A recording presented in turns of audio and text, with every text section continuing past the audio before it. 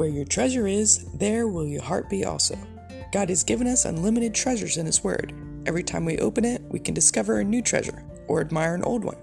What will we find today? Let's dig in. Here's Carla Early with Treasure Hunt in the Word.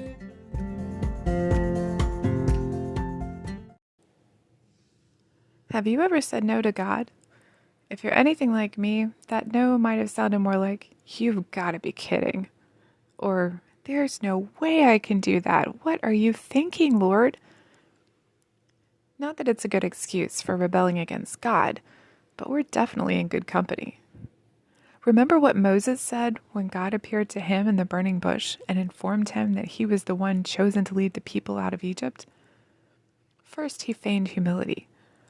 "Who am I that I should go to Pharaoh and that I should bring the children of Israel out of Egypt?" God responded with a lot of "I wills." "I will be with you. I will strike Egypt with my wonders. I will give you favor." Then Moses asked some what-if questions. He basically asked, "What if they don't believe me?" Though the Lord answered his questions and reassured him in many ways, Moses tried the humility card again. "Oh, Lord, I'm not eloquent. I'm slow of speech and slow of tongue." I love the Lord's response. "Who made man's mouth? Have not I, the Lord? Now therefore go, and I will be with your mouth and teach you what you may say." All these questions and excuses boil down to the fact that Moses wanted to get out of this. He did not want to obey because he was afraid. But God wasn't going to let him wiggle out of it. Moses finally said, "Lord, please send someone else." He said no to God, but God didn't let him get by with it. Moses ended up doing exactly what the Lord had told him to do. And what about Pharaoh? He said no to God too, didn't he? Quite a few times, actually.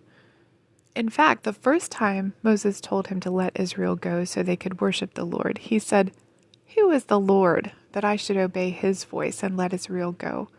I do not know the Lord, nor will I let Israel go." Now, with that arrogant type of response, you know right away he was going to be in for it. When all was said and done, his country was destroyed and plundered. His firstborn son was dead, and his army was at the bottom of the Red Sea. Now let's fast forward a bit to Numbers 13 and 14. Moses sent 12 spies to take a look at the land God was giving them.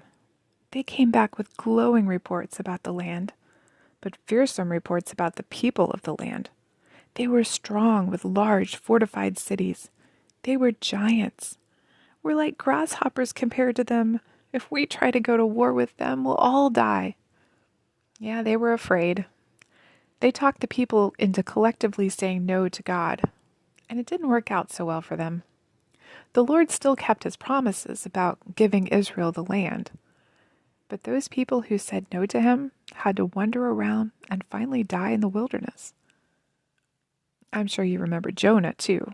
He said no to God and ended up in the belly of a fish before going on to obey the Lord.